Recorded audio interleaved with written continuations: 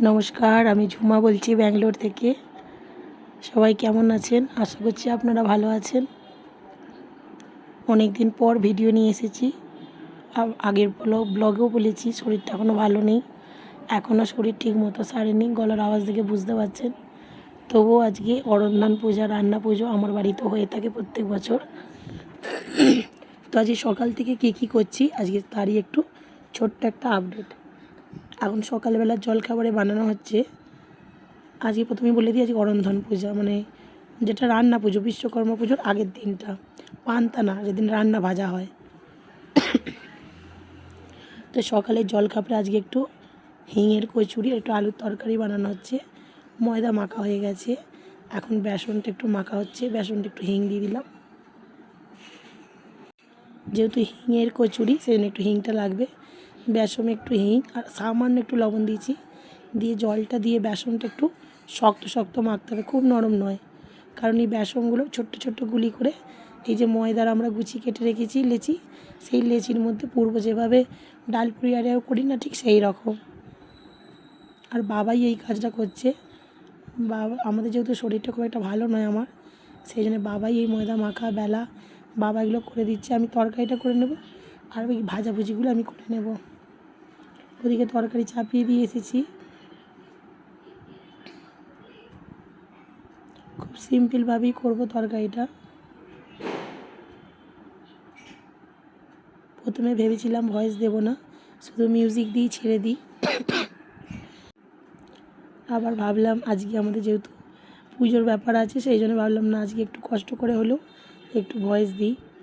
আর আমাদের এখন প্রতিদিন কোনো রকম ভিডিও দিতে পারছি না, শরীর খারাপ। তাছাড়া আমাদের এখন অসৌচ চলছে, মানে কলকাতায় আমার সম্পর্কে এক ভাসুর হন যে মারা গেছেন, তার জন্য এখন সেইভাবে কিছু রান্নাবান্না হচ্ছেও না, সেইভাবে ভিডিও জন্য দিচ্ছিও না।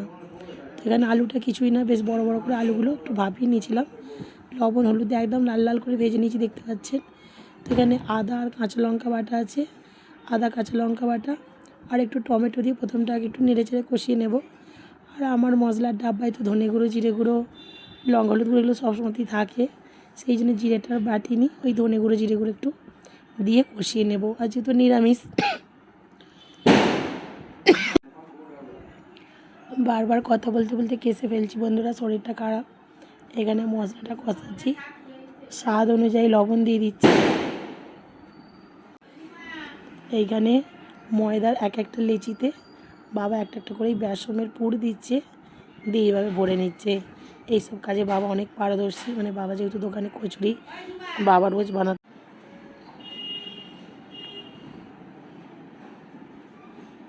বাবা এখন সবগুলো এরমভাবে ভরতে থাকুক, আমি ততক্ষণে একটু তরকারিটা নেড়ে চেড়ে দিয়ে আসি। বাবার কি হলে করছে, রান্নাঘরটা তো ছোটো, আর বাবা দাঁড়িয়ে অতটা করতে পারে না, বাবার বয়স হয়ে গেছে। তো বাবা হলে করছে, মাঝে মাঝে যাচ্ছি ভিডিও করছি, আবার এসে মাঝে মাঝে একটু আলুর তরকারিটা করছি। একটু ধনে গুঁড়ো, জিরে গুঁড়ো, লঙ্কা গুঁড়ো, হলুদ গুঁড়ো সব কিছু দিয়ে ভালো করে কষিয়ে নিয়েছি। নিয়ে এবার একটু গরম জল দিয়ে দিলাম। আলুটা ভাজবার সময়তে অনেকটাই নরম হয়ে এসছে, তবুও এখনও বাকিটা সিদ্ধ হবে, আবার একটু গ্রেভি থাকবে, তরকারিতে একটু ঝোল ঝোল না থাকলে হবে না। তো এটা দিয়ে এবার সিদ্ধ বসিয়ে দেবো। বাবা এদিকে ভেজে দিয়ে দিয়েছে বেলে, আমি ভাজছি।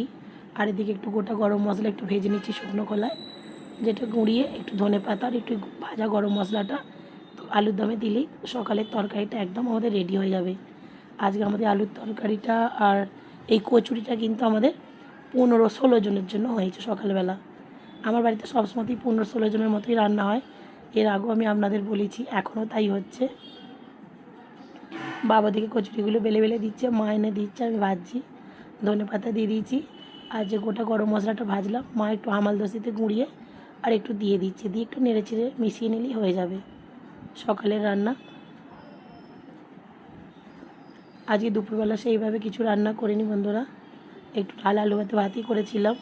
যেহেতু রান্না পুজোর ব্যাপার থাকে, অনেকটা সকাল সকাল করতে বসতে হয়, কিন্তু এবছর আমাদের যেহেতু কোনো মাছ হবে না, মাছটা হলে অনেকটা সময় লাগে, অনেকটা মাছ করতে হয়।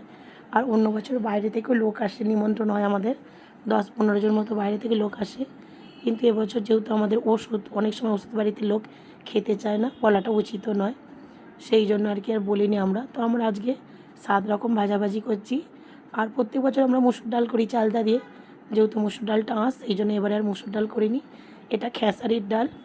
এখানে 900 গ্রাম মতো ডাল আছে। 1 কেজি থেকে আমি 1 কাপ মতো তুলে রেখেছি, কারণ ঘরের 15টা লোক রাত্রিরে আর সকালে পান্তায় 15টা, 30টা লোকের আমাদের হচ্ছে, তো 900 ডালে হয়ে যাবে। তো টোটাল এখানে 7 রকমের, আমি 8 রকম দেখিয়েছিলাম, কাঁচকলাটা করিনি। তারপরে ভাবলাম কাঁচকলাটা ঠিক মনটা টানলেও না, আবার 8 রকম করতে নেই, হয় 9 রকম, 7 রকম, 11 রকম, আমরা এই রকমই করি প্রত্যেক বছর। তো কাঁচকলাটা বাদ দিয়ে দিয়েছি, ওষুধের মধ্যে কাঁচকলাটা করবো না বলে। এখানে ডালটা বসিয়ে দিয়েছি সিদ্ধ করতে, আর আলুটা ডুমো ডুমো করে কেটে একটু নুন আর হলুদ দিয়ে ভাপাবো, সিটি লাগাবো না, যেহেতু ছোটো ছোটো তো, নাহলে গলে যাবে। ডালটাও একটা সিটি দেবো। আর আলুটা দেখুন ভাপিয়ে নিয়েছি, হালকা নরম হয়েছে কিন্তু পুরো সিদ্ধ হয়ে যায়নি।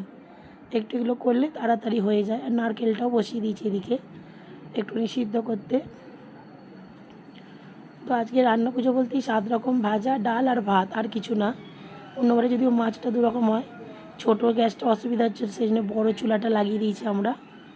আর যেটা অনেকটা উঁচু হয়ে যাচ্ছে, তার জন্য আমার স্বামী এখানে আমাকে হেল্প করছে, যদিও প্রত্যেক বছর এই দিনটাও আমাকে একটু হেল্প করে থাকে, কারণ অনেকটা উঁচু, আমার জন্য অসুবিধা হয়ে যায় হাতটা যেতে। আর এই যে কোনো সেভ করা নেই, প্রথমেই বললাম এখন অসুবিধা চলছে। রান্নাবান্না হয়ে গেছে, এই যে ডাল, চালদা দিয়ে খেসারির ডাল, আর 7 রকমের ভাজাভুজি যা কুটেছিলাম সব ভাজা হয়ে গেছে, 2 জায়গায় তুলে নিয়েছি, কালকের আর আজকের করে।